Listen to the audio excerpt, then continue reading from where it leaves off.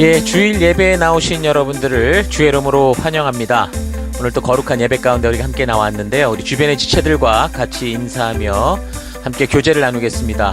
먼저 서로 인사하시고 또 한 주간 좋았던 일, 또 어려웠던 일 서로 격려하는 그런 시간들 우리 잠시 가지고 또 계속해서 우리 예배 가운데 나가겠습니다. 함께 교제하십시다.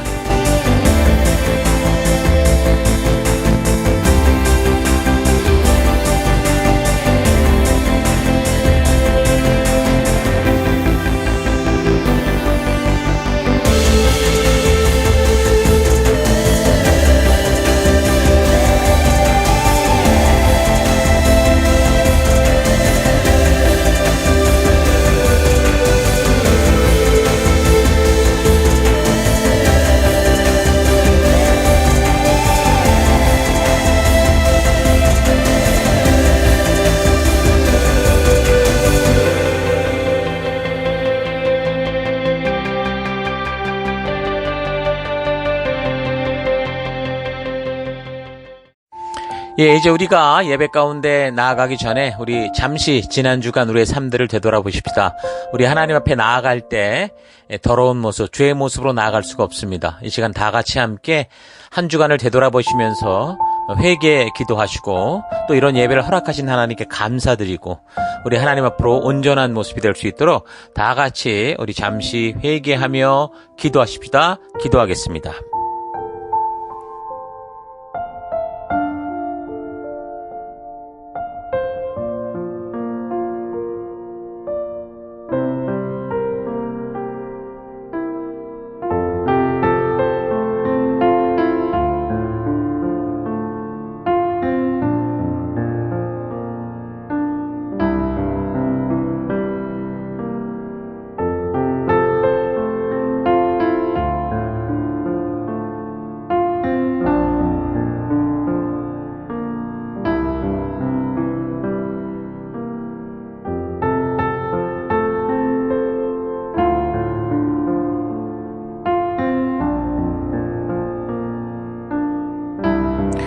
하나님, 지난 한 주간 은혜와 사랑으로 지켜주신 하나님을 찬양하며 감사드립니다. 우리가 주의 사랑으로 살면서도 늘 부족했고 또 욕심과 타협하며 살아왔던 삶을 회개합니다. 하나님, 주의 은혜로 회복되기 원합니다. 참된 예배자가 되며 복음의 증인되기 원합니다. 하나님, 이 시간 우리가 예배로 나아갑니다. 우리 예배를 받아주옵소서. 예수님 이름으로 기도했습니다. 아멘. 자, 이제 다 같이 우리가 함께 주일 우리 찬양과 경배로 나아가겠습니다. 할렐루야.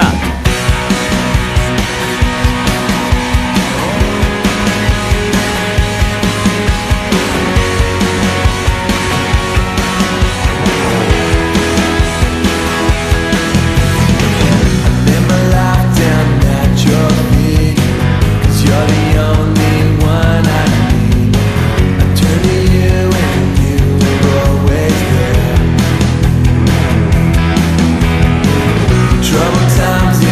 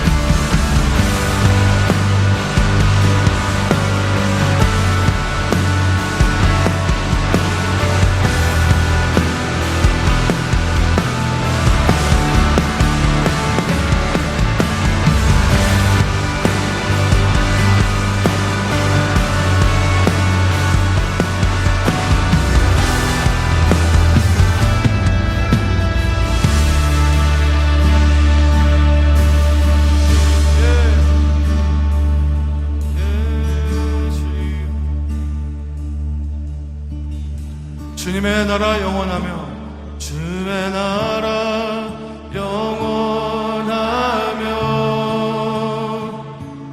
그의 영광 무궁하리 왕의 위엄과 능력이 이제 임하였으니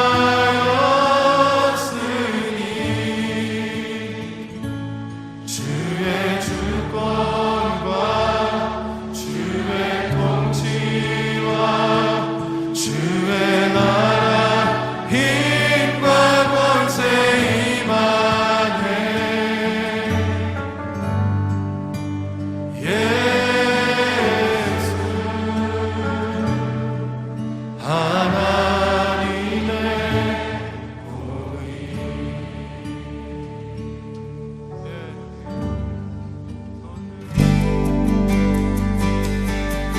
거룩하신 하나님, 주의 백성들이 주의 부르심 앞에 나옵니다. 지치고 상한 영혼들, 외롭고 곤고한 하루하루를 보내는 이들, 육신의 질병과 마음의 고통으로 지친 영혼들, 하나님 간절한 소망이 있는 영혼들을 위로하여 주시고 치료하여 주시고 거룩한 생명의 길로 인도하여 주옵소서. 각자의 예배 처소에서 주의 얼굴을 구하며 우리 주의 인자하심이 있는 예배로 서 있습니다. 우리의 예배를 받아주옵소서. 주의 거룩한 지성소에서 우리들을 오라 하실 때 예수의 피를 힘입어 겸손히 나아가는 우리가 되기 원합니다. 다 같이 사도신경을 고백하겠습니다. 나는 전능하신 아버지 하나님 천지의 창조주를 믿습니다. 나는 그의 유일하신 아들 우리 주 예수 그리스도를 믿습니다. 그는 성령으로 잉태되어 동정녀 마리아에게서 나시고 본디오 빌라도에게 고난을 받아 십자가에 못 박혀 죽으시고 장사된 지 사흘 만에 죽은 자 가운데서 다시 살아나셨으며 하늘에 오르시어 전능하신 아버지 하나님 우편에 앉아 계시다가 거기로부터 살아있는 자와 죽은 자를 심판하러 오십니다. 나는 성령을 믿으며 거룩한 공교회와 성도의 교제와 죄를 용서받는 것과 몸의 부활과 영생을 믿습니다. 아멘. 하나님, 우리의 이 고백이 단지 입술의 고백이 아니라 예배 순서로서의 고백이 아니라 우리의 삶으로 드러나는 고백, 우리 삶의 향기가 되고 우리의 그리스도의 편지로서 드러나는 우리가 되기 원합니다. 오직 주만 바라봅니다. 예수님 이름으로 기도했습니다. 아멘. 우리 주변 분들과 같이 인사하십니다. 하나님께서 당신을 사랑하십니다. 아멘.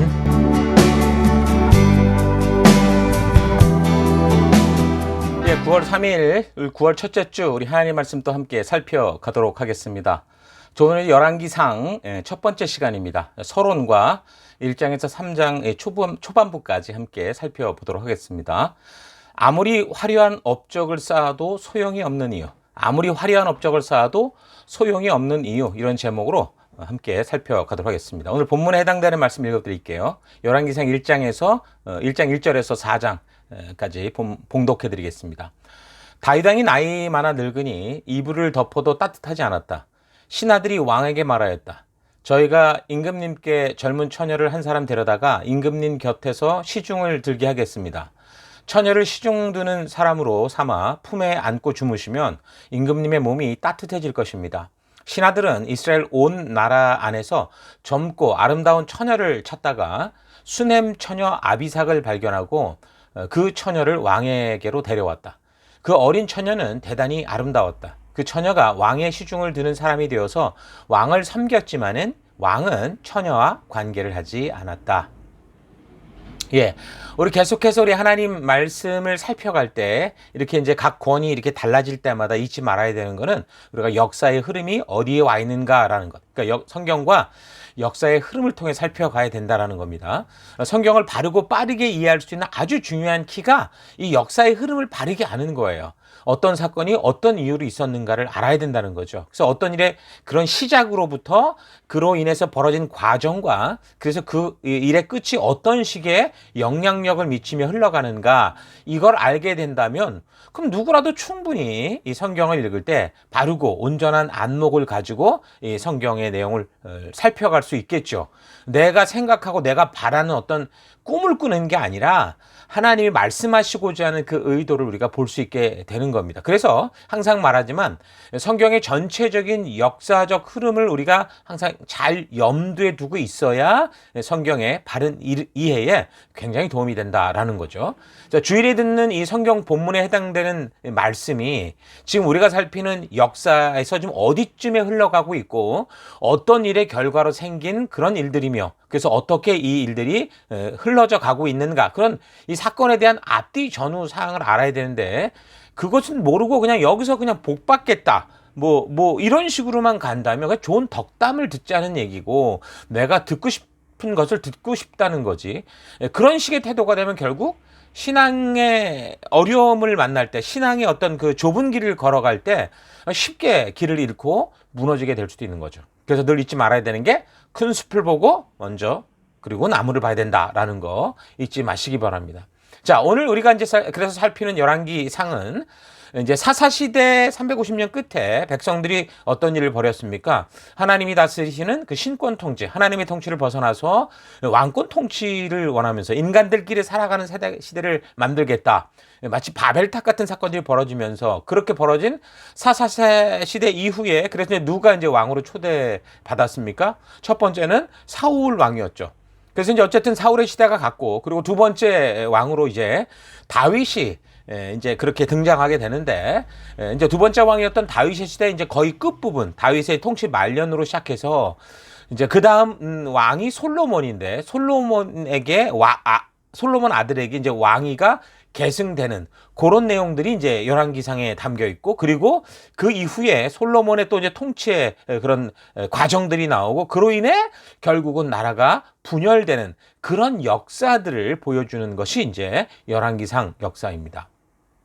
자, 그래서 이 열왕기상을 보면 기록 시기는 BC 한 561년에서 538년 정도로 추정을 하는데 이때는 언제쯤이냐면 분열 왕국이 된 이후에 이제 결국은 북이스라엘이 BC 722년에 아수르에 의해서 이제 파멸되고 그리고 남유다 왕국도 결국에는 이제 아수르를 뒤이어 메소포타미아 지역에 등장했던 바벨론에 의해서 BC 586년에 결국은 이제 다 파괴되고 포로로 잡혀간 그 이후라고 볼 수 있습니다.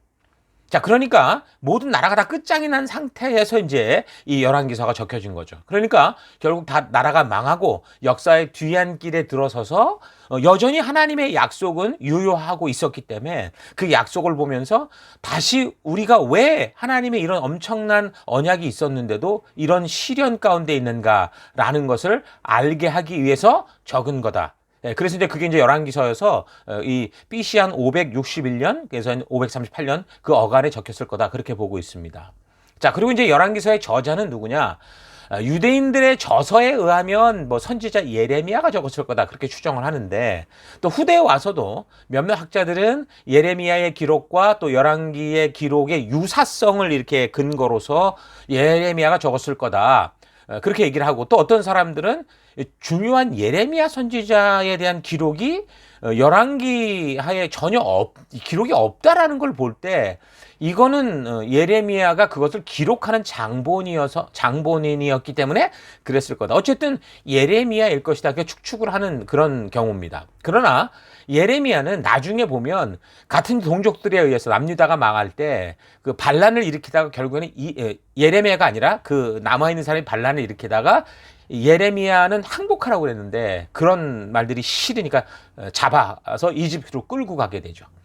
그렇게 끌려가는데 그래서 열왕기서의 내용 중에 예루살렘 멸망 후에 바벨론 포로 생활에 대한 그런 기록이 또 나오는 거를 이렇게 보자면 그러면 아마도 예레미야의 기록으로는 보기가 어렵다. 우리가 그렇게 이제 볼 수 있는 거죠. 자, 그래서 어쨌든 저자는 누구인지 정확하지 않지만 우리가 유추할 수 있는 것은 여러 사람이 편집을 한 것이든 뭐라고 뭐 어떻게 했던 간에 중요한 건 예레미야와 같은 시대의 사람, 동시대의 사람이었을 것이고, 그리고 그는 바벨론으로 잡혀갔었던 인물일 가능성이 크다. 그렇게 여기까지 우리가 충분히 알 수 있는 겁니다.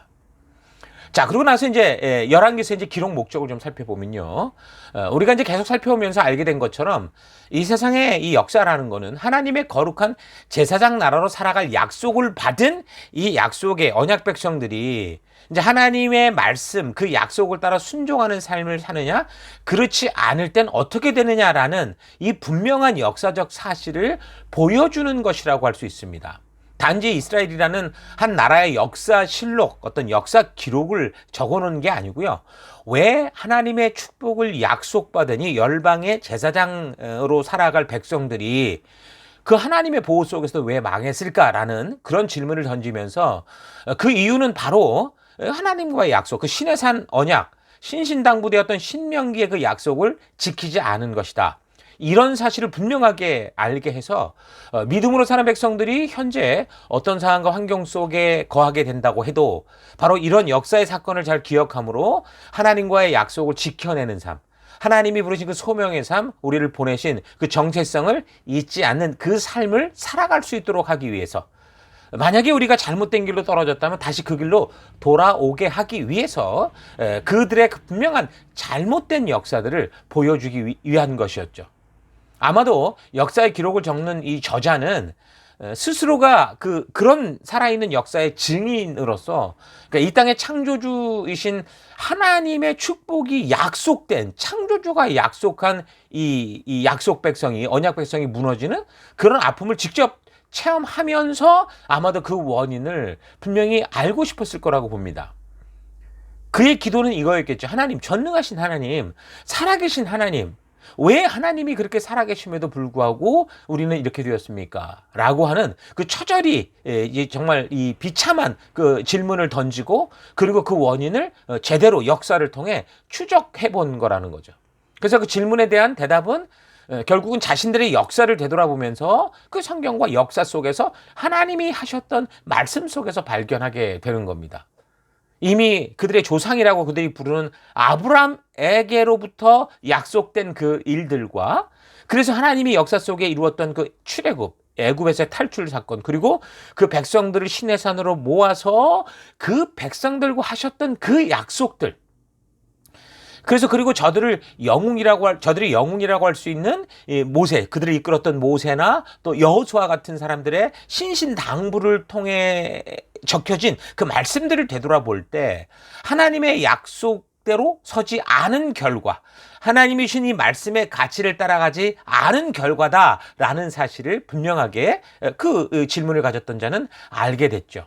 그래서 하나님은 이미 축복된 삶, 만사형통의 삶을 살 수 있는 길, 그러니까 이 나라가 영원히 세계 속에 하나님의 거룩한 대제사장 나라로 살아갈 수 있는 그런 삶의 가이드와 역할과, 또 그렇지 않을 때의 위험을 그 약속의 장소에서 그 백성들에게 직접 기록하여 적어라 라고 말씀하시기까지 그 약속과 법도와 규례를 아주 상세하게 말씀해 주셨는데, 결국은 그들이 그 역사의 시작으로부터 그 약속을 받은 가나안 땅에서 열방의 제사장 나라가 된 이유, 그 즉시로부터 그 하나님의 말씀을 자꾸 잊어먹었고 지키지 않았고 점차 그냥 종교화시켰던 이런 결과다라는 것을 알게 된 거죠.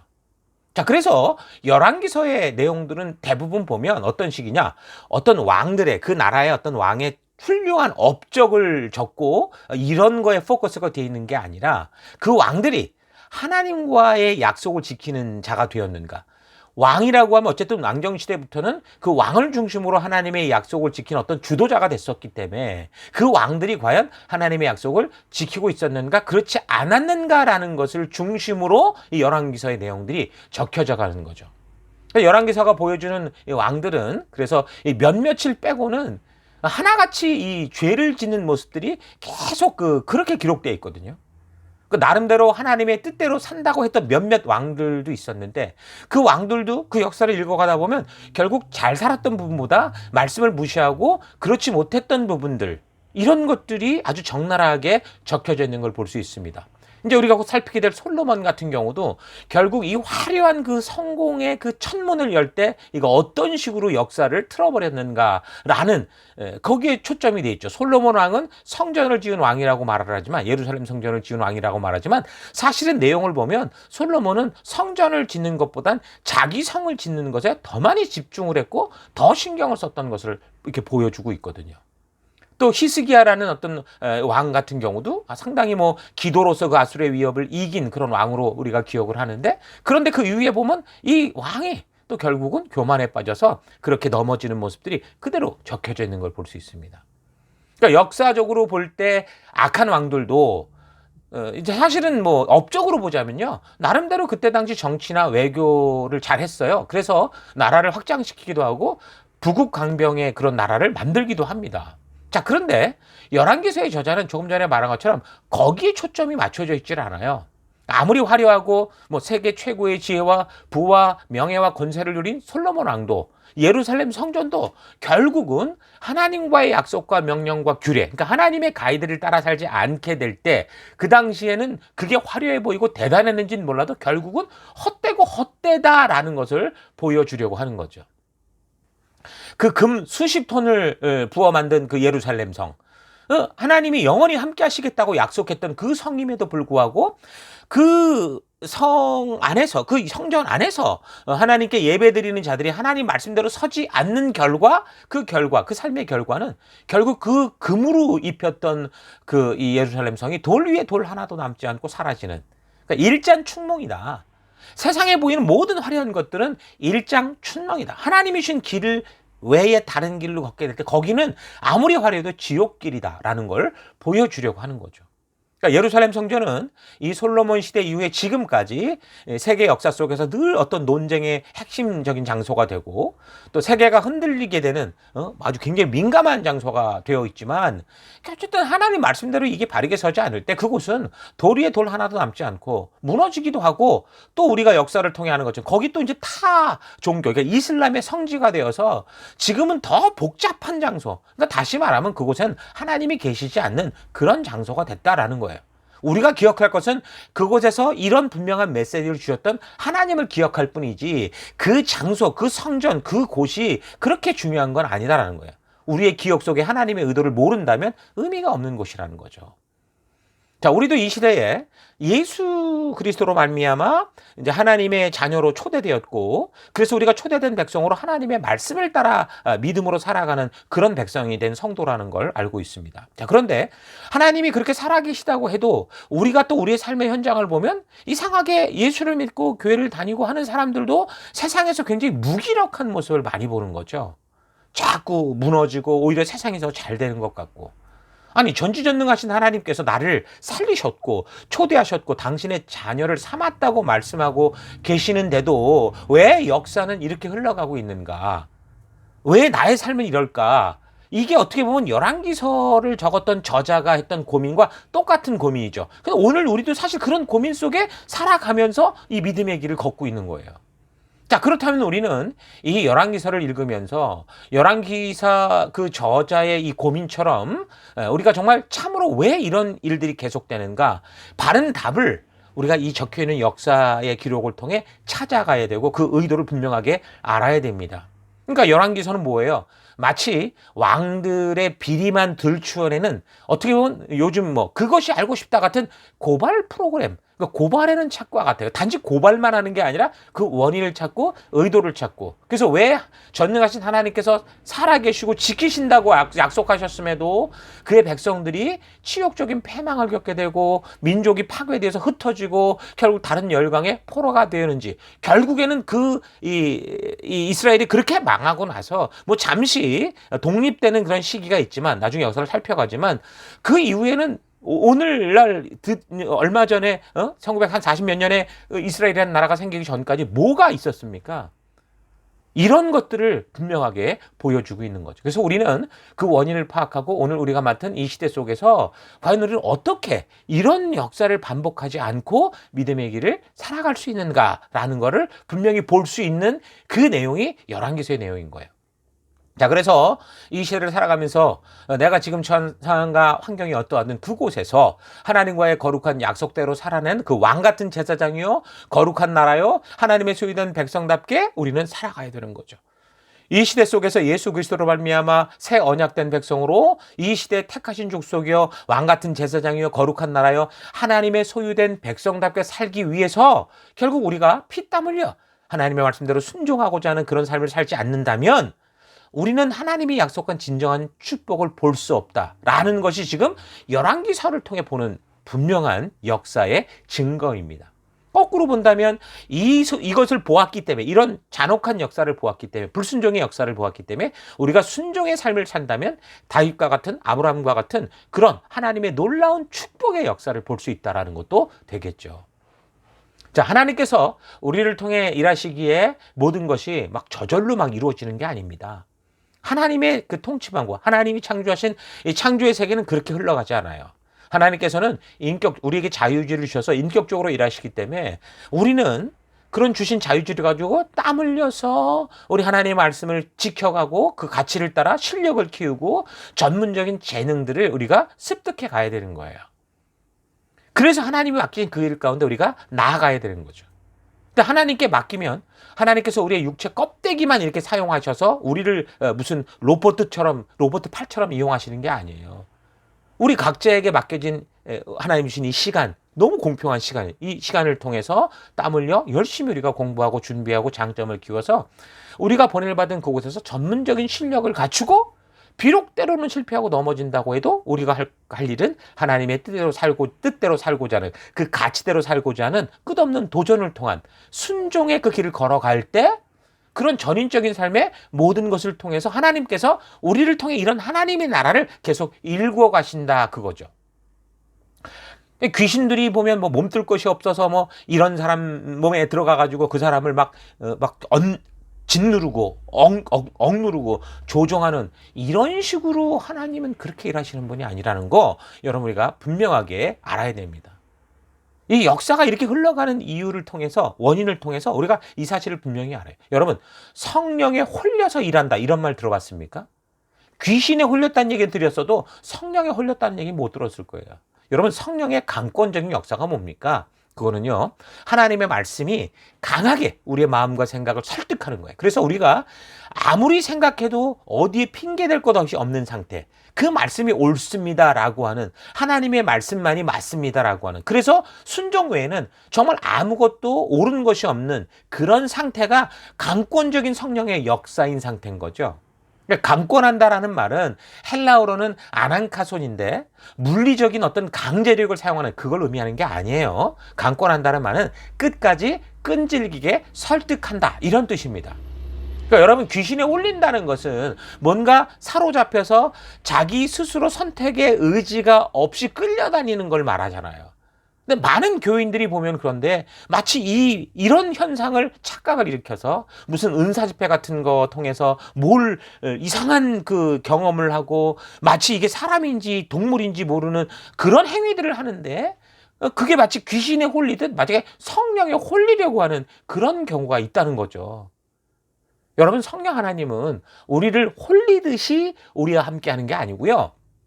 우리를 말씀의 진리 가운데로 인도하셔서 하나님의 말씀을 가지고 우리를 충분히 설득시켜요. 그래서 바르고 온전하게 하나님의 의도가 무엇인지를 알게 하셔서 진리의 성령 하나님이 말씀을 통해, 그래서 우리로 하여금 나도 알지 못하는 어떤 이상한 현상과 느낌을 따라가는 게 아니라 하나님 말씀대로 이루어질 것이라고 하는 그 믿음으로 담대히 순종의 길을 걷게 하죠. 그래서 다윗이 골리앗에게 달려나가 그를 넘어뜨리는 그런 역사를 일으켰잖아요. 그렇게 인도하시는 분이 바로 진리의 성령 하나님이신 것입니다.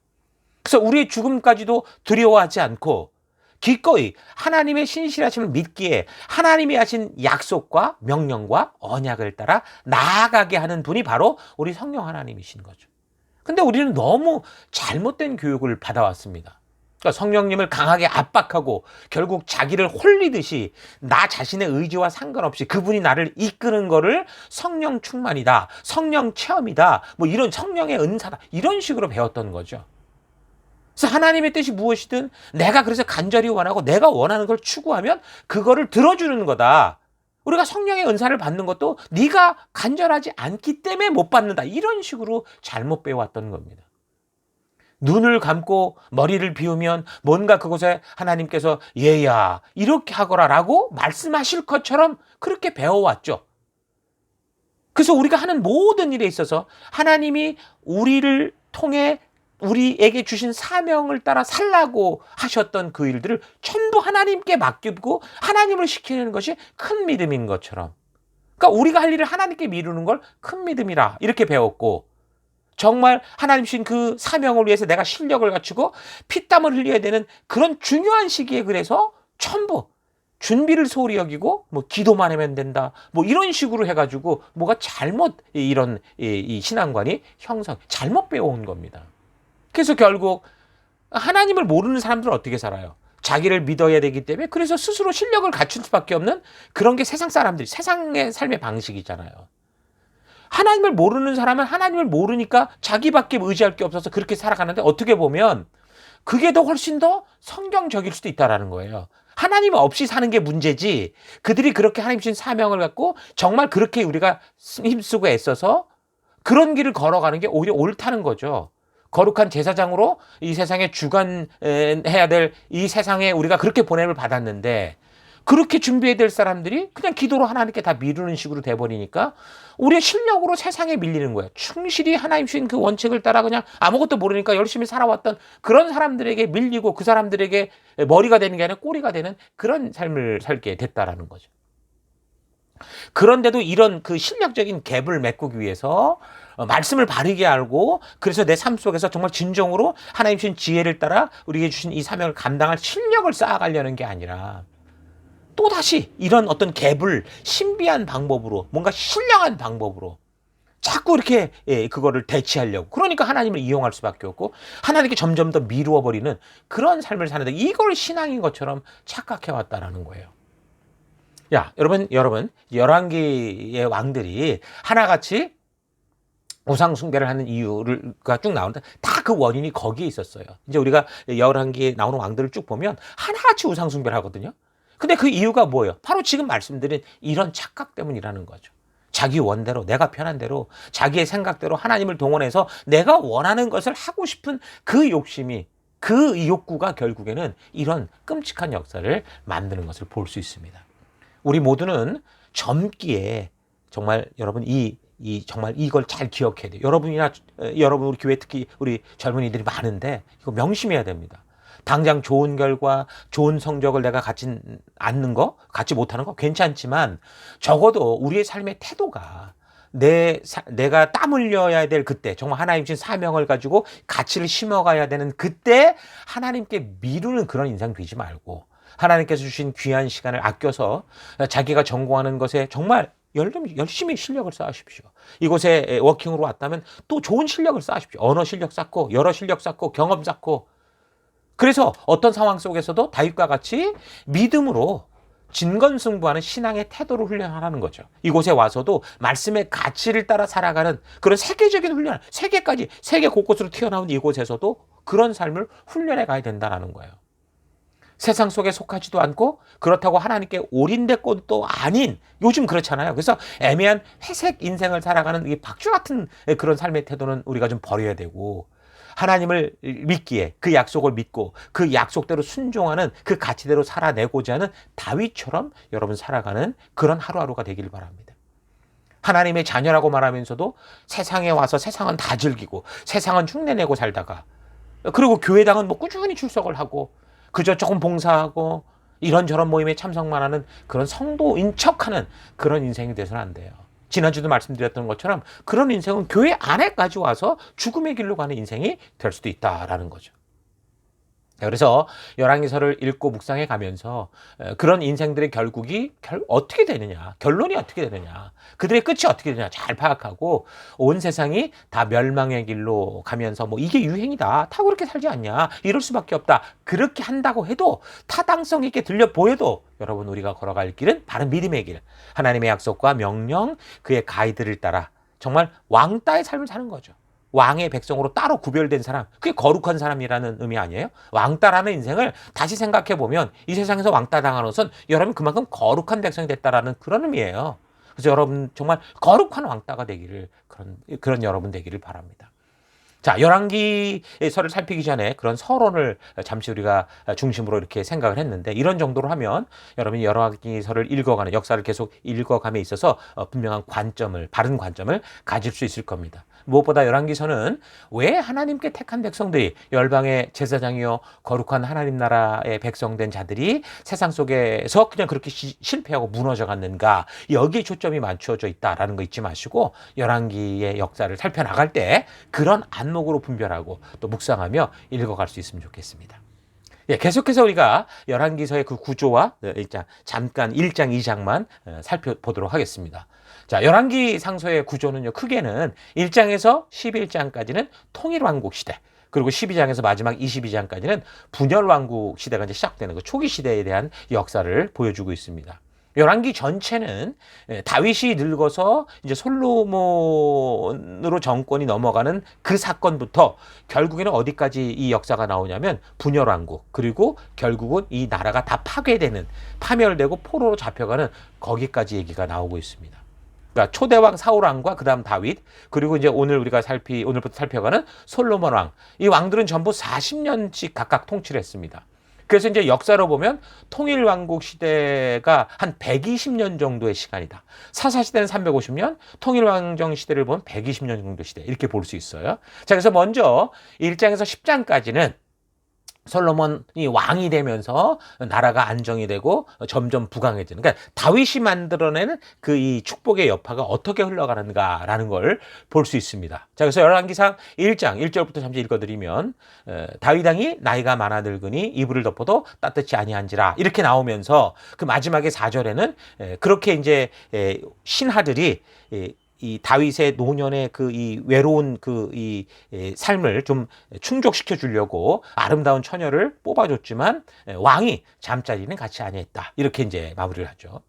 그러니까 천하의 다윗 왕도 결국은 늙어갑니다. 여러분, 사람은 반드시 어떻게 태어나면 늙어가게 돼 있어요. 이건 누구나 다 똑같습니다. 그리고 언젠가는 분명히 하나님께로 돌아올 날이 오게 되죠. 다윗이 젊어서 치명적으로 경험했던 그 여자로 말미암는 실수는 이제 그렇게 보면 더 이상 반복하지 않는 그런 모습을 우리가 지금 오늘 본문을 통해 볼 수 있죠. 우리는 뭐 약해서 죄의 함정에 빠질 수 있으나 회개하고 돌이켜 섰을 때는 어떻게 되는 거예요? 다시 반복해서 안 되는 거죠. 야, 이게 정말 쉬운 건 아닙니다. 그렇죠?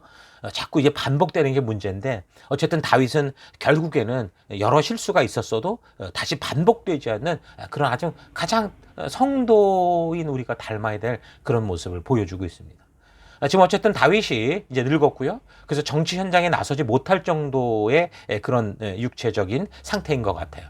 그가 우리가 아는 것처럼 30세에 유다 지파 왕이 됐고 37세에 이스라엘 전체 왕이 됐죠. 그리고 이제 총 40년을 통치했다라고 이렇게 얘기를 하니까 적어도 다윗의 나이가 이때쯤이면 70세 정도가 되었다라고 볼 수 있는데, 그러니까 그가 이제 주어진 그 이 나라의 현장에서 적극적으로 이렇게 행할 수는 없는 어떤 육체적으로 좀 많이 약했던 상태인 것 같아요. 자, 그쯤 되면 어떻게 돼요? 빨리 이제 자기의 그 왕권을 물려야 되죠. 다음 후계자를 확정지어야 되는데, 내용을 보면 다윗이 나이가 들었는데도 자신의 그 왕위를 확실하게 누구에게 주겠다 말을 하지 않았어요. 왜? 그냥 자녀가 하나면 그냥 당연히 권리가면 되는데, 자녀가 많았잖아요. 아내도 많았고. 그랬는데도 확실한 어떤 그런 얘기를 하고 있지 않았기 때문에 그냥 순서를 따라 장남이면 될 수 있지 않겠나, 이런 것 때문에 아들 중에 하나가 또 착각을 일으킵니다. 그래서 1장 5절을 보면 그때 핫깃의 아들, 이 핫깃은 다윗의 이 아내겠죠. 핫깃의 아들 아도니아가 스스로 높여서 이르기를 내가 왕이 되리라 하고 자기를 위하여 병거와 기병과 호위병 50명을 준비하니, 그는 압살롬 다음에 태어난 자예요. 그 압살롬이 이미 반역으로 죽었잖아요. 어쨌든 그 다음 태어난 자, 그 다음에 태어난 자니까 이제 장남이 죽었으니 이제 이게 또 왕이 되겠죠. 왕이 될 그런 다음 순서였겠죠. 그래서 이 사람이 어땠냐면 용모가 심히 준수한 자라, 그의 아버지가 네가 어찌하여 그랬느냐 하고 한만도 그를 섭섭하게 한 일이 없다. 그러니까 다윗이 또 여전히 자녀들에게 그 교육했던 모습은 똑같았던 걸 볼 수 있습니다. 그 장남이 그런 식으로 살다가 압살롬이라는 그 차남에게 죽었고, 압살롬은 반역하다가 죽었고, 그리고 그 다음에 이제 이 아도니아라는 이 아들인데 또 똑같이 그랬다라는 거예요. 그러니까 다윗의 치명적인 실수 중 하나가 바로 이 자녀 교육의 부재였다라는 겁니다. 지난번 압살롬 사건 때 살핀 것처럼 이 자녀의 실수는 당연히 덮어주고 계속 그거를 기회로 도전할 기회를 줘야 되는 건 맞아요. 그런데 자녀의 그 죄악의 잘못에 대해서 분명하게 바른 조치와 교육이 있어야 된다라는 거, 이 전제가 있어야 된다라는 것을 잊지 말아야 된다고 했어요. 그런데 다윗은 첫 아들 암논이 그 엄청난 죄를 저질렀을 때도 분노는 했지만 바른 교육, 바른 조치는 취하지 않음으로 말미암아 형제들끼리 살인극이 벌어지고 결국에는 반역을 겪고 나라를 놓고 도망가야 되는 그런 고역을 겪었었잖아요. 그런데 6절에서도 다윗은 다른 아들 또 아도니아에게도 그 바른 교육을 하지 않았다라는 걸 너무 정확히 지금 보여주고 있습니다. 한 번도 그를 섭섭하게 한 일이 없다라는 것이 얼핏 보면 별 문제 없는 굉장히 좋은 부모의 태도 같아 보일 수 있지만, 근데 여러분, 자녀들이라는 거는요, 어리기 때문에 실수할 수 있고 자기 고집대로 이 욕심을 따라 살려고 하고, 그렇기 때문에 그게 당연한 거거든요. 나쁜 게 아니라 당연한 거예요. 성장의 과정이에요. 그러다 보면 결국 어떻게 교육을 해야 되니 당연히 부모와 자녀가 부딪힐 수밖에 없어요. 그래서 가끔씩 그 아이들이 그래가지고 엄마 싫어, 아빠 싫어 이런 얘기 하잖아요. 그게 뭐예요? 바로 그 당연한 아이들의 모습이라는 거죠. 그때 우리는 그런 계기를 통해 이제 바르게 교육해야 되는 그런 기회를 우리가 계속 이어져 가야 되는데, 그런데 다윗은 한 번도 그를 섭섭하게 한 일이 없다. 이렇게 얘기하는 걸 봐서는 분명히 아버지로서 그런 교육에 전혀 관여하지 않았다라는 걸 볼 수 있습니다. 자, 그러니까 애가 스스로 높아지려고 하는 그런 결과를, 스스로 교만케 되는 결과를 가지고 말았죠. 그러니까 이 아도니아가 아버지가 이제 늙어서 이제 너무 이제 힘이 없는 걸 보고, 이제 뭐 어쩌면 자기 나름대로 나라를 지키려는 애국심이었을 수도 있어요. 스스로 왕이 되려고 하는 거죠. 근데 결론적으로는 결국에는 이 사람이 아니라 솔로몬이 왕이 되거든요. 근데 이걸 생각해 보면 다윗이 먼저 스스로 이런 수순을 좀 잘 밟아서 이끌어 갔으면 별일이 없었을 텐데, 결국은 이 사건 때문에 여러 사람 죽어요, 또.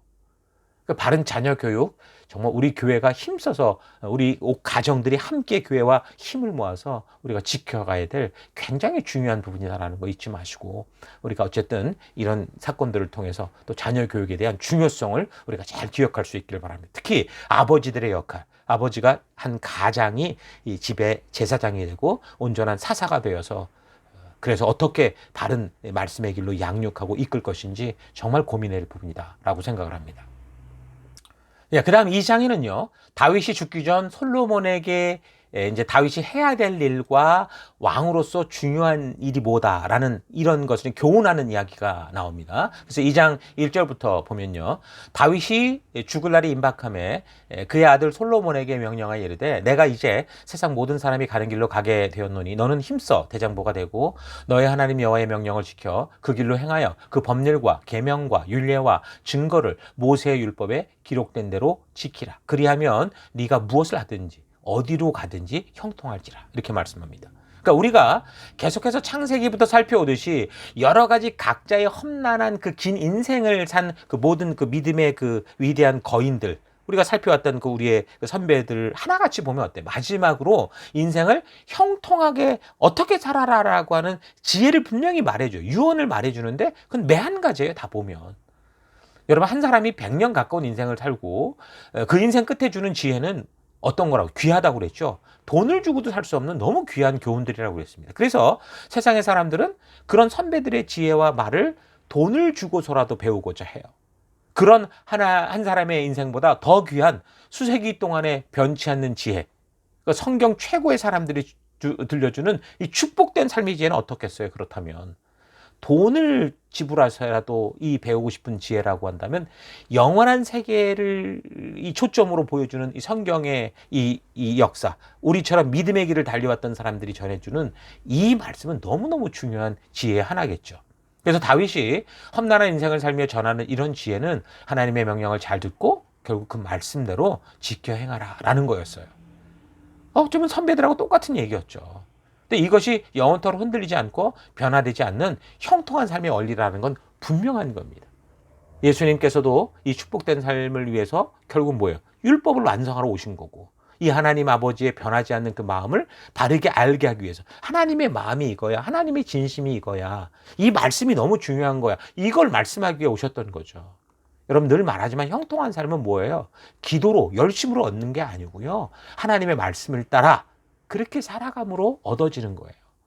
내가 생각하고 있는 것이 나의 신앙을 말해주는 게 아니고요, 결국은 내가 지금 내가 행동하고 있는 나의 이런 삶이 나의 신앙의 수준을 말해준다라는 거 여러분 잊지 마시고, 하나님이 허락해 주시는 매일매일의 삶을 사는 동안 정말 나의 행동을 통해 그런 믿음의 향기가 좀 드러나고 그리스도의 편지로 보여진다. 교회 안에서도 그런 믿음으로 우리가 뭔가가 하나 되고 힘쓰고 애쓰는, 그게 보여주는 그런 복음이 되는 그런 삶을 살아갈 수 있기를 바랍니다. 오직 한 가지 그거밖에 없어요. 자기의 열심, 자기의 치성이 아니라 주님이 주신 말씀의 가치를 따라 애쓰고 수고하는 그런 삶이 너무너무 중요하다는 거 잊지 마시기 바랍니다. 자, 그리고 계속되는 2장의 이야기는 이제 자신이 왕이 되고자 처음 설레발을 쳤던 그 아도니아라는 사람이 결국은 또 어떤 일을 벌이냐. 왕을 뺏기고 나서, 왕자를 뺏기고 나서 이 사람이 또 다른 데 눈이 돌아갔어요. 또 음욕에 눈이 돌아갔죠. 욕정을 참지 못하고 그 아버지의 그 마지막 그 여자, 그 좀 전에 본문을 읽었던 그 여자가 수냄 여인 아비삭이라고 있는데 이 여자한테 빠졌어요. 그래서 이 여자하고 결혼시켜달라고. 이렇게 하다가 결국에는 솔로몬에 의해서 죽는 그런 이야기가 나오고, 그리고 그 아도니아를 또 왕으로 세우겠다고 같이 동요했던 추종자들이 있었어요. 다윗의 그 통치 시절 군대 장관이었던 요압, 기억나시죠? 요압이나 그다음에 제사장 아비아달 같은 사람이었는데, 이 아비아달은 압살롬이 반역했을 때는 다윗을 따라갔었는데, 요 아도니아 때는 뭐 다윗에게 반역을 하겠다는 건 아니었지만 어쨌든 아도니아가 왕이 되지 않을까 싶어가지고 아도니아 편에 섰던 사람이에요. 그래서 이 사람들은 추방이 되죠. 자, 그리고 또 하나는 다윗이 그때 이제 이 압살롬 반역 때문에 피해 갈 때 그를 조롱했던 사람이 있었습니다. 근데 죽이지는 않았었는데 그때는. 근데 이제는 그때가 왔죠. 그래서 시므이라는 사람까지 결국 처리가 돼요. 그러면서 이제 어쨌든 솔로몬이 시작한 그 나라의 그 시작이 아주 견고해지는 그런 내용으로 이제 2장은 마무리가 되고요. 이제 마지막 3장에는요. 다윗이 그렇게도 염원했던 그 하나님의 성전을 솔로몬이 짓는 이야기, 그리고 이제 자신의 왕궁도 짓는 이야기. 그래서 대외적으로는 경제적으로나 군사적으로나 여러 가지로 이제 점점 이게 이 이스라엘이 강해져 가고 최고의 축복을 누리는 그런 시기인 것을 볼 수 있는데요. 자, 그런데 좀 여기 자세히 보면 이제 여기가 이제 우리가 항상 집중해야 될 그 부분인데, 하나님의 명령과 규례가 솔로몬에게서 지켜지지 않는 걸 볼 수 있습니다. 결국 내용을 쭉 보다 보면 솔로몬 같은 경우 아까도 말씀드린 것처럼 자기 왕궁을 짓는 데는 막 10년이 넘는 시간이 걸리는데, 하나님의 성전도 7, 8년 걸려서 짓지만 결국에는 포커스는 자기 왕궁에 있다라는 걸 볼 수 있어요. 근데 그 전에 벌써 또 하나 굉장히 중요한 얘기가 3장 1절에 나오는데 보세요. 솔로몬이 애굽왕 바로와 더불어 혼인 관계를 맺어 그의 딸을 맞이하고 다윗성에 데려다가 두고 자기 왕궁과 여호와의 성전과 예루살렘 주위의 성의 공사가 끝나기까지 기다리니라, 이렇게 말합니다. 그러니까 열왕기를 살필 때 항상 우리가 이 기록 목적을 잊지 말고 읽고 살펴야 돼요. 항상 그 기준은 한단 내위기에 있다라는 거예요. 그래서 우리는 구약 성경을 읽으면 마치 우리와 동떨어진 무슨 과거 얘기하는 거라고 자꾸 착각할 때가 있는데 그렇지 않습니다. 구약의 각 권의 역사적 배경과 목적 등을 우리가 잘 파악하고 읽어보면 이게 그냥 단지 어떤 그 과거의 어떤 옛날 얘기가 아니라 지금 내 삶 속에서 똑같이 벌어지는 어떤 그 같은 원리를 볼 수 있어요. 같은 사건들이 계속 반복되는 걸 볼 수 있고, 그래야 우리가 이 성경을 통해, 이 역사를 통해 오늘 우리 속에 적용시킬 바른 지혜, 하나님의 뜻을 우리가 얻을 수 있는 거죠. 그리고 구약을 볼 때 항상 신의 산에서 맺었던 하나님과의 약속과 명령, 이 규례라는 이 기준, 이거는 성경의 전체 역사를 볼 때 이걸 잊지 말아야 돼요. 이걸로 봐야 구약에서 벌어지고 있는 이야기들을 바르게 할 수 있고, 계속되는 모든 역사를 예수님의 오심까지, 그리고 우리가 예수님의 다시 오심을 기다리는 이 삶의 이 모든 것까지 우리가 바르게 이해해 갈 수 있다는 거 잊지 마십시오. 지금 3장 1절에 이렇게 솔로몬이 애굽왕 바로의 딸과 결혼했다. 이런 얘기가 나오는데 또 3장 3절에는 무슨 얘기 나오냐면 솔로몬이 여호와를 사랑하고 그의 아버지 다윗의 법도를 행하였으나 그러면서 뭐라고? 산당에서 제사를 분향하였더라. 이게 좀 무슨 뜻인지 이게 뭐지? 라고 하는 지금 1절이나 3절을 볼 때 우리가 뭔가 의아심이 들어야 되는 그런 구절들을 볼 수 있어야 돼요. 젊은 나이에 왕이 된 솔로몬으로서 이집트와의 이 동맹은 주변국들에서 우위를 차지하고 국방상 중요한 이 요충지들을 확보하는 정치적으로 아주 훌륭한 일이었을 거예요. 그러니까 북한에 지금 김정은이가 뭐 중국 이용하고 미국 이용하고 이러는 거하고 같은 거라고 볼 수 있겠죠. 그러나 열왕기서의 기록 목적이 전능하신 하나님께 축복을 약속받은 백성들이 왜 결국 망했는가라는 걸 보여주는 것이라고 한 것을 기억하면 뭔가 일이 잘못 풀어져 가고 있는 것은 아니냐라는 생각이 들 겁니다. 솔로몬의 행적이나 다른 왕들의 행적들 중에 겉으로는 정말 정치를 잘하고 나라를 확장시키고 나름대로 잘 통치했다고 할 수 있는 왕들이 있었지만 열왕기서의 저자는 거기에 주목을 하지 않아요. 결국 그 화려한 정치적, 국방적, 외교적으로 승리가 과연 이게 하나님의 말씀으로 말미암은 거냐 아니냐, 하나님 주신 가치를 따라간 결과냐 아니냐, 이거를 말하고 있는 거죠. 그러니까 솔로몬은 지금 최고의 자리에서 어떻게 된 거예요? 최악의 절벽으로 떨어지는 길을 선택하는 거죠. 역사의 길이 탁 꺾여지는 바른 길에서 빗나가 버리는 그 잘못된 것을 선택하는 거예요. 그러니까 하나님의 축복과 주신 지혜로 최고가 돼갈 때 하나님의 법도와 규례의 가치대로 가는 그런 길이 아니라 그런 길을 가는 중에도 하나님께서 하지 말라 했던 것을 행해버리고 말죠. 다윗의 99%의 순종과 1%의 불순종이 있었던 것처럼 솔로몬에게서도 바로 이런 모습이 드러나기 시작한 거예요. 3장은 한참 솔로몬의 전성기가 시작이 되고 모든 것이 잘 풀려가는 그런 시기여서 종종 그 거대한 이런 믿음의 사람들을 한순간에 결국은 바닥으로 나락치게 만드는 그런 심각한 잘못을 잘 짚질 못해요. 너무 화려한 얘기가 많이 나오다 보니까 그 화려함 속에 감춰져 있는 1%의 이 방향을 꺾어버리는 그런 것들을 잘 보지 못하죠. 근데 만약에 우리가 이런 식으로 99%의 화려함만 보려고 자꾸 성경을 이런 식으로 보면 결국은 나중에 나도 모르게 하나님의 말씀대로 제대로 하지 않는데도 이 정도는 괜찮을 거야 라고 하는 다윗을 참 어렵게 했던 그 1%의 불순종, 또 이제 솔로몬은 1%라고도 할 수도 없어요. 너무나 많은 잘못을 저질렀기 때문에 결국은 시작은 거기서 시작된 거니까 어쨌든 그 1%의 그런 것들이 합치도 않은 것처럼 결국 이렇게 1% 내가 잘못해도 99%나 잘 되고 있는데 착각을 일으키게 만든다는 거죠. 이게 함정인 거예요. 여러분 이 세상을 보십시오. 하나님을 모르는 사람들이 오히려 더 돈을 버는 그런 방법이나 권력을 지는 방법에 있어서 굉장히 명석하지 않습니까? 그리고 많이 벌고 실제로 거기에 이 세상의 많은 것들을 그들이 누리고 살고 있어요. 그래서 그런지 모르지만 많은 그리스도인들은 늘 겉으로 보이는 많은 것에 속아요. 우리도 하나님을 믿으니 더 많이 가져야 된다, 이런 식으로. 그래서 영적인 안목을 가지고 그래서 우리가 먼 영원한 나라를 보며 이 땅에서 살아갈 그 실력을 키워가는 게 아니라 하나님을 이용하려고 하죠. 그래서 하나님을 통해서 더 높은 곳을 빨리 가고 싶고 세상보다 더 많은 걸 갖고 싶고, 그러니까 보다 쉽고 빠른 방법에 하나님을 동원해서 빨리 가고 싶은 그런 식의 신앙이 돼간다는 거예요.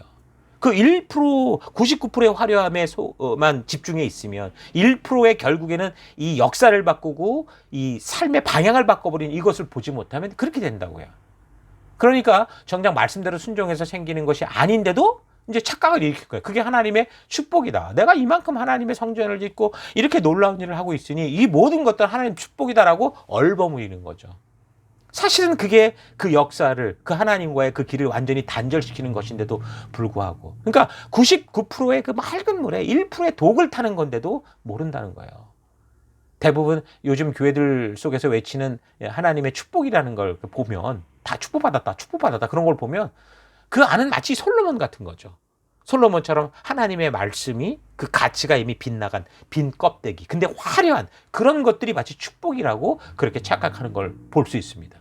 대부분 자기가 축복받았다고 자랑하는 내용을 보면 교회가 됐든 개인이 됐든 어디 부동산 뭐를 사놨는데 이게 몇 배가 뛰었더라, 건물이 뭐가 올랐더라, 전부 이런 거 부동산 투기를 통해 얻은 그런 것들을 마치 축복인 것처럼 얘기를 하잖아요. 땀 흘림을 통해 주시는 하나님의 축복의 원리를 따라가는 게 아니라 그냥 공짜로 쉽게 얻고 남보다 특혜를 받아서 가지게 되는 것 같은 거를 하나님의 축복이다. 저 사람보다 내가 더 많이 갖게 되는 게 축복이다. 이게 뭔가 착각을 하고 있는 거죠. 그래서 그저 교회당 크고 또 사람들 북적북적거리면 거기에 뭔가 있다 이렇게 생각을 하고, 그러니 자꾸 이제 그런 큰 흐름에 함정에 빠져가는 거예요. 크다고 나쁘다는 게 아니라 그 큼 속에 보이는 결국은 이 큰 이 99%의 그 맑은 물을 도구로 만들어버리는 그 1%를 보지 못한 함정에 빠진다는 거죠. 하늘에서 하나님의 뜻이 이룬 것 같이 땅에서 이루어지다라고 우리 늘 주기도문을 할 때마다 얘기를 하는데, 사실은 그들의 마음속에는 내 욕심대로 이루어져야 그게 하나님의 뜻이다. 그게 하나님의 뜻이 이루어지는 거다. 착각을 하고 살아가는 게 오늘날 교인들의 모습인 겁니다.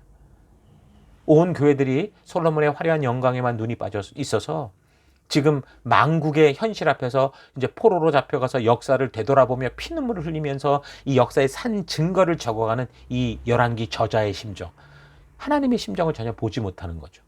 그런 마음을 가지고 적은 이 열왕기 저자가 이런 거를 적은 것은 이 화려함에 속으라고 그렇게 빠지라고 적은 게 아닌데 전부 거기에 빠져 있는 거예요. 이 전체 역사가 말해주는 이 심정, 이 뿌리를 봐야 되는데 그걸 보지 못하는 일이 많죠.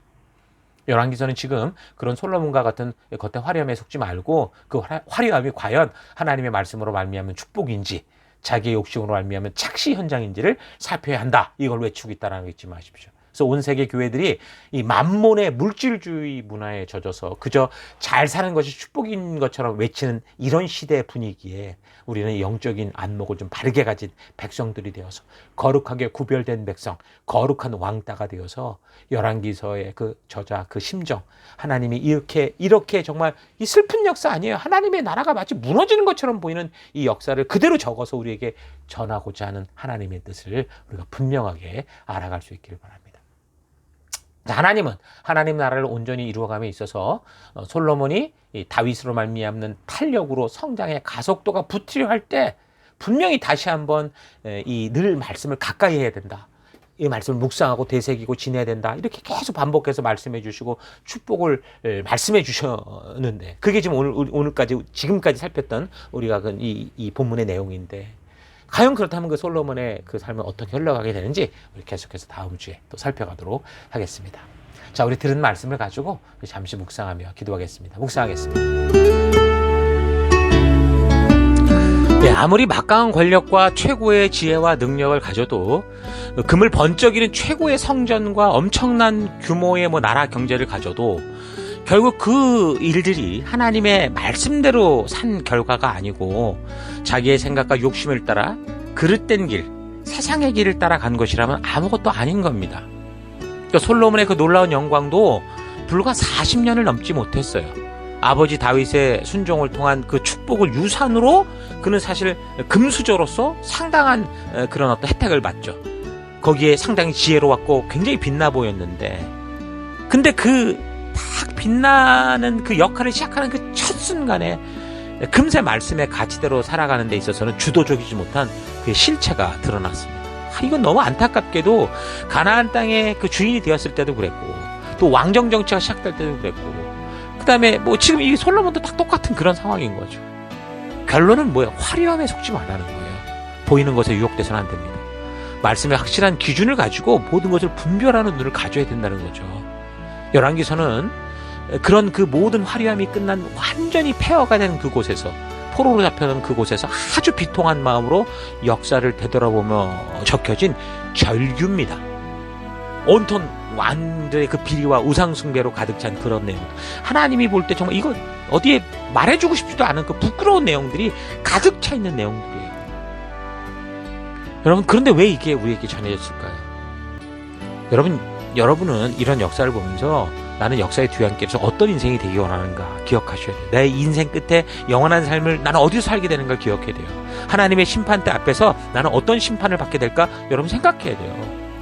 그래서 여러분, 이 땅을 살아가며 눈에 보이는 대로 그냥 근시안적인 안목을 버리고 하나님의 영원한 축복으로 인도하는 그 말씀으로 여러분 영적인 눈을 여러분 떠야 됩니다. 작은 죄들을 용납하지 마십시오. 처음 그런 것을 버리는 것이 어려울 수 있어요. 어렵고 그럴 수 있지만 나중에 상상할 수 없는 그런 어떤 이 고통이 있다라는 거 여러분 기억하시고 버려야 됩니다. 버리면 결국 뭐가 온다? 형통한 삶이 준비되어 있다고 그러잖아요. 그래서 하나님은 과정에 상관없이 좋아 보이는 어떤 결과만을 찾는 분이 아니에요. 하나님은 우리의 마음 중심을 보는 분이십니다. 그래서 화려한 성전과 수많은 재물의 양을 기뻐하는 게 아니고 과부의 그 두렙돈을 기뻐하신다 그 말 아닙니까? 여러분 다시 한번 이 말씀을 되새겨보면 나는 어떤 삶을 살아왔는가, 또 어떻게 살고 있는가 되돌아보시고, 이제 주의 날이 곧 다가오게 될 텐데 나는 바르게 준비된 인생인가 되돌아보시면서 우리 잠시 말씀을 기억하며 회개하고 또 온전히 결단하며 기도했으면 좋겠습니다. 그래서 기도할 때 첫 번째, 하나님 작은 죄를 용납하지 않고 지금 작아 보이는 순종을 기뻐하는 내가 되길 원합니다. 그렇게 기도하시고요. 두 번째, 하나님 나를 인격적으로 대해주시는 하나님 앞에서 나를 조종해 달라고 하는 이 어리석음을 버리겠습니다. 주님이 주신 이 자유로 주님 온전히 주님의 뜻을 이루는 믿음의 사람 되기 원합니다. 기도하십시오. 그 세 번째, 눈물을 흘리며 씨를 뿌리는 자가 기쁨으로 단을 거두는 하나님의 이 원리를 알고 하나님 이 땅에서 헛된 축복, 헛된 것을 요구하는 게 아니라 땀 흘리는 노력을 통해 하나님의 나라를 일구하는 내가 될 것을 결단합니다. 우리 다 같이 잠시 함께 하나님께 기도하겠습니다. 기도하십시다.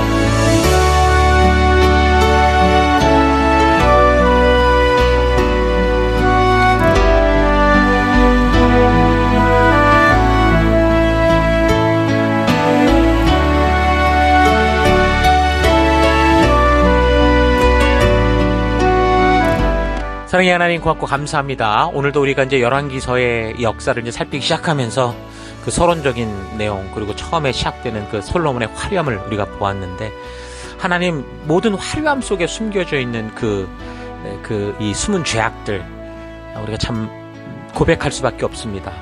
하나님 작은 죄를 용납하지 않고, 그래서 이 내 삶 속에 하나님 지금 편해 보이는 길을 따라가는 게 아니라 작아 보이고 이 순종을 통해 아무것도 없어 보여도 하나님 오직 말씀의 길을 걷는 내가 되길 원합니다.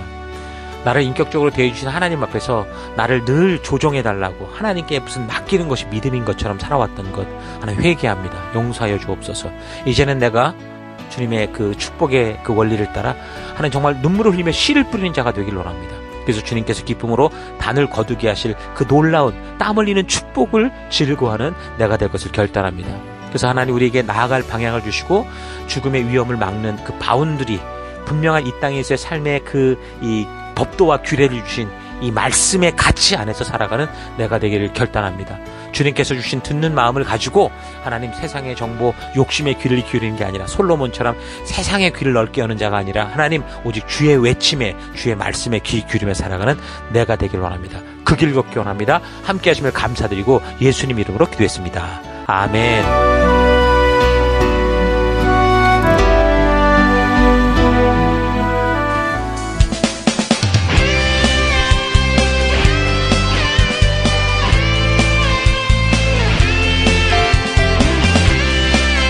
2023년 9월 3일 교회 소식을 함께 나누겠습니다. 이번 주는 2023년 셀웨이크 31번째 주간입니다. 주중에 함께 모이는 셀 모임은 그냥 교회에 가면 모이는 소그룹이라는 개념을 넘어 우리에게는 이것이 성도의 삶의 터요, 하나님 나라인 교회입니다. 하나님이 그의 백성들을 위해 준비하신 가정입니다. 하나님께서 구원받은 백성들을 위해 영적인 가정을 준비하셔서 주 안에서 새롭게 태어난 생명들이 그곳에서 먹고 자라며 성장할 수 있게 준비하신 것이 진정한 교회인 셀입니다. 그래서 우리는 각자의 영적인 가정 셀을 통해 서로 사랑과 관심을 가지고 함께 연결된 영혼 한 사람 한 사람이 스스로 주도성을 가지고 말씀의 가치를 따라 살아가는 성도답게 강건해져 갈 수 있도록 강단을 통해 전달되는 하나님의 말씀을 부지런하고 성실하게 나누며 말씀의 꼴을 바르게 먹여 바른 성경적 정체성을 가질 수 있도록 해야 합니다. 또한 세상 그 어디에서도 말할 수 없는 아픔과 슬픔과 두려움들을 함께 나누고 함께 그것을 위해 기도하며 삶에서 능히 이겨낼 수 있도록 함께 걸어가는 일들을 해야 합니다.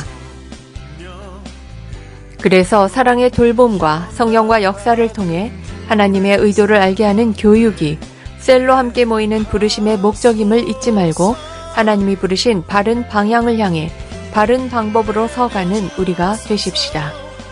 하나님께서 우리의 회복과 축복을 위해 준비하신 셀 모임으로 적극적으로 모여주시기 바랍니다. 매월 첫 번째 주간 저희 교회가 집중하는 사역 포인트는 모든 성도들이 하나님의 가족 셀에 속하게 하는 것입니다. 셀로 연결되는 것은 하나님이 예수 그리스도의 피로 사신 거룩하고 진정한 가족을 만나는 것입니다. 그리스도의 몸된 성도들은 그리스도의 머리 되신 교회와 셀에 연결되어야 바르게 성장하며 살아갈 수 있습니다. 교회를 나오는 모든 분들이 한 분도 빠짐없이 함께 하나님의 가족인 셀에 연결되어 모두 함께 그리스도의 장성한 분량까지 자라가십시다. 사람은 가정을 통해 태어나고 가정 속에서 나를 낳고 돌보아주는 부모님의 헌신으로 인격적 사람답게 자라갑니다. 이것은 참으로 중요한 하나님이 창조하신 원칙입니다. 마찬가지로 영적인 가정 또한 하나도 다를 바 없이 너무 소중합니다.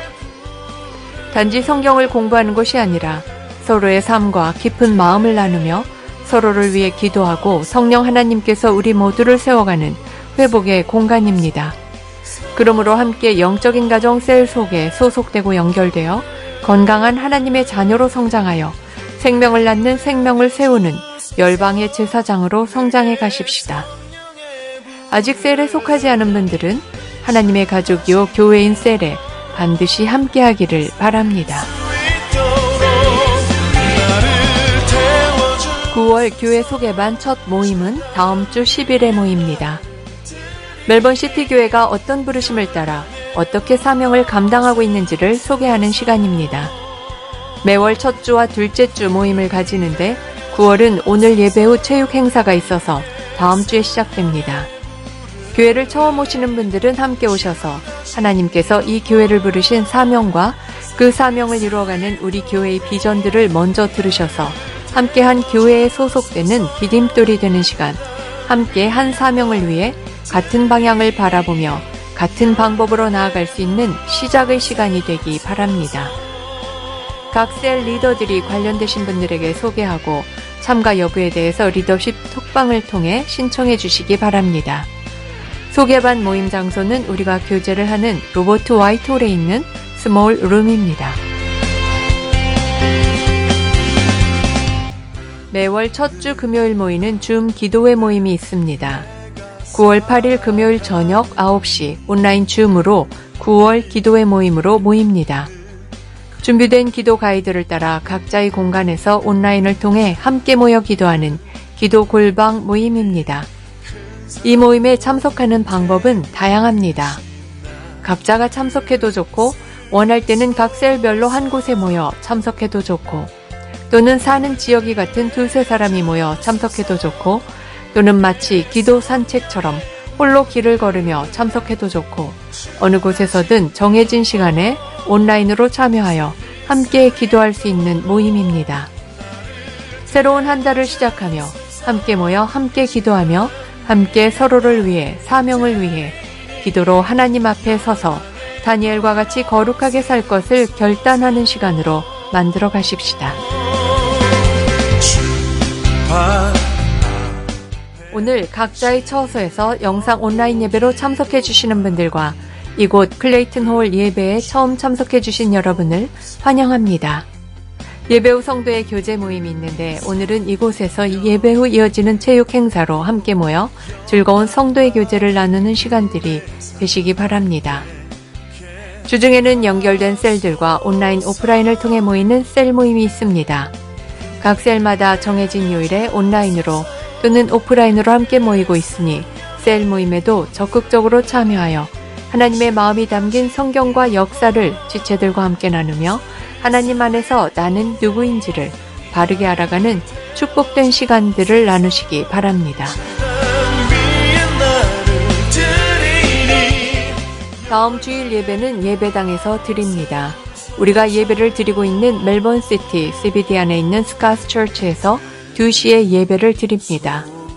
미리 예배 시간 5분 전까지 오셔서 거룩하고 귀한 예배, 하나님의 말씀으로 거듭나는 예배 되도록 하십시다.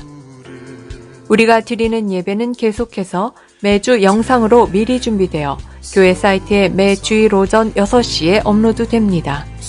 또한 교회 유튜브에도 같은 시간에 업로드가 되니 어떤 이유로든 예배당 예배를 나오지 못하게 되는 경우 각자가 처한 처소에서 각자 가능한 시간에 하나님의 부르심 앞에 스스로 나아가 예배 드리실 수 있기 바랍니다. 내가 처한 어떤 상황과 환경 속에서도 변함없이 거룩한 예배자로 서서 온전한 예배를 드리실 수 있기 바랍니다. 지금까지 9월 3일 교회 소식이었습니다. 한 주간도 믿음으로 말씀 따라 승리하는 여러분들 되시기 바랍니다. 하나님 말씀 계속해서 우리 함께 우리 교회가 존재하는 목적을 외치고 축도로 예배를 마치겠습니다.